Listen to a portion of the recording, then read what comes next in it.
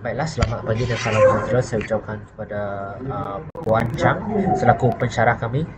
Pada hari ini kami ingin membentangkan tentang tutorial topik kelima, iaitu perbandingan menulis secara mekanis dan juga mentalis. Tanpa melengahkan masa, saya akan memulakan slide pembentangan kami. Okey, sebelum menelusuri lebih dalam tentang apa itu uh, inti kepada pembentangan kamera ini, kami ingin membuat terlebih dahulu tentang pengenalan kepada menulis secara mekanis.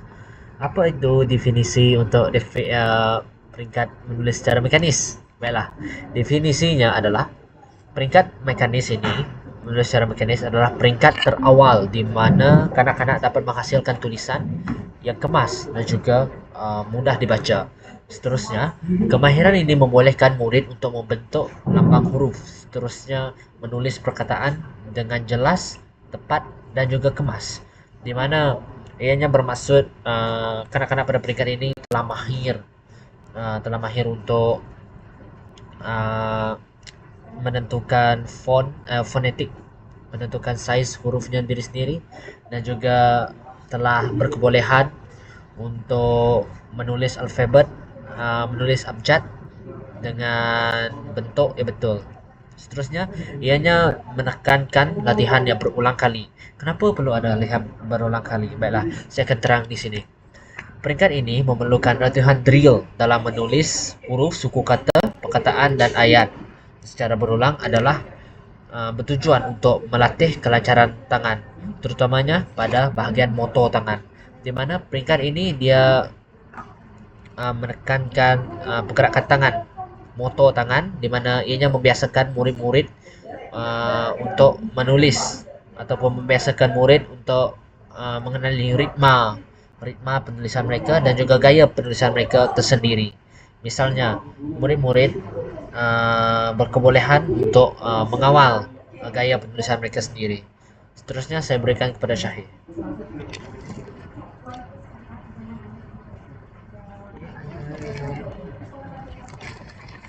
Aktiviti yang boleh dibuat untuk aktiviti baca, aktiviti menulis secara mekanis ialah dengan menyalin ayat daripada buku, menulis bentuk daripada gambar, menulis huruf mengikuti bentuk daripada kad yang dilubangkan, menulis huruf atau perkataan yang ditulis mengikuti titik-titik, menyalin ayat-ayat atau frasa dan menulis bentuk yang mirip kepada huruf-huruf itu.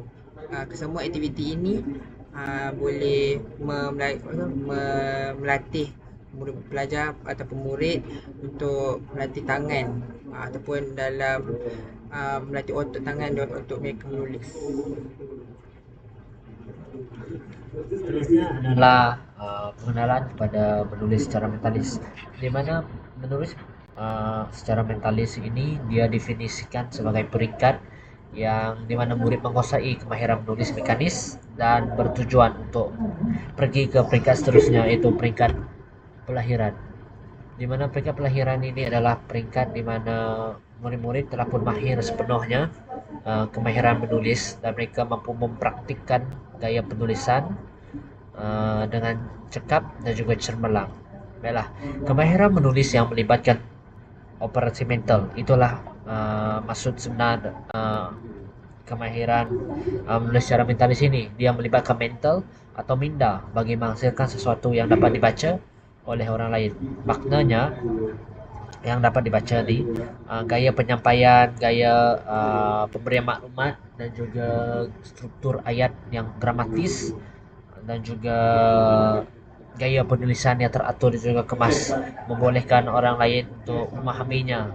Macam contoh, apabila kita menghantar tugasan, semestinya seseorang itu haruslah mempunyai gaya penulisan yang gramatis, gaya penulisan yang tepat, gaya penulisan yang kemas. Jika membaca tulisan tersebut, ianya dapat belajarkan hati mereka, ianya dapat menarik hati para pembaca ataupun para penyemak yang menyemak kertas yang telah kita tuliskan itu. Dan kajian ini kami ambil daripada Sri Haja Abdul Aziz, ya, buku bahasa Melayu. yang kedua. Seterusnya. Jadi inilah antara contoh aktiviti menulis secara mentalis. Antaranya menulis ayat-ayat mudah, menulis dan menyusun perkataan bagi membina ayat, menulis perkataan atau frasa yang disebut oleh guru, menulis frasa atau yang frasa yang bermakna menggunakan perkataan yang diberikan, menulis latihan test semasa ayat menggunakan senarai perkataan yang diberikan.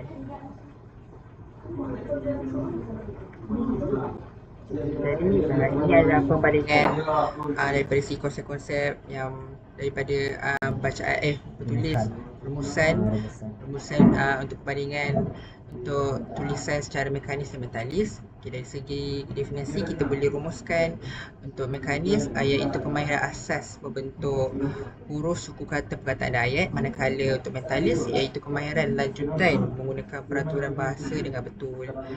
Untuk fokus mekanis, ia memfokuskan pada bentuk tulisan, kejelasan huruf, kemas dan boleh dibaca.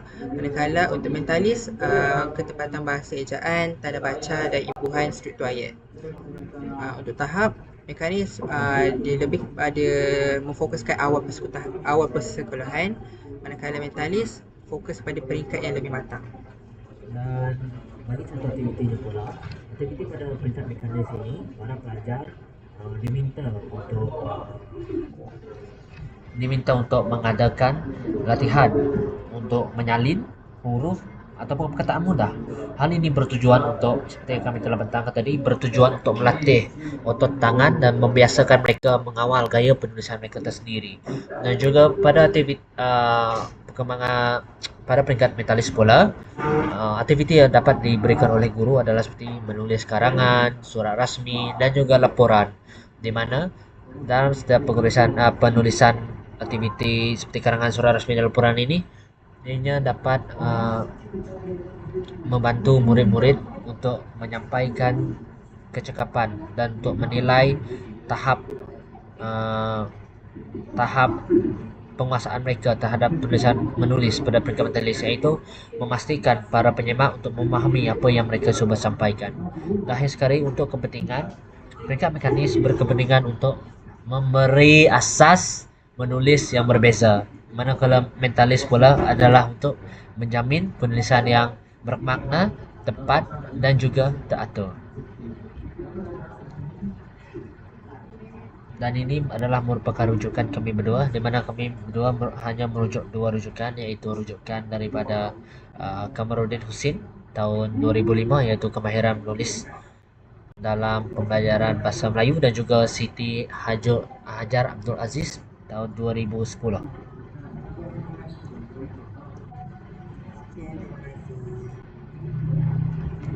Dia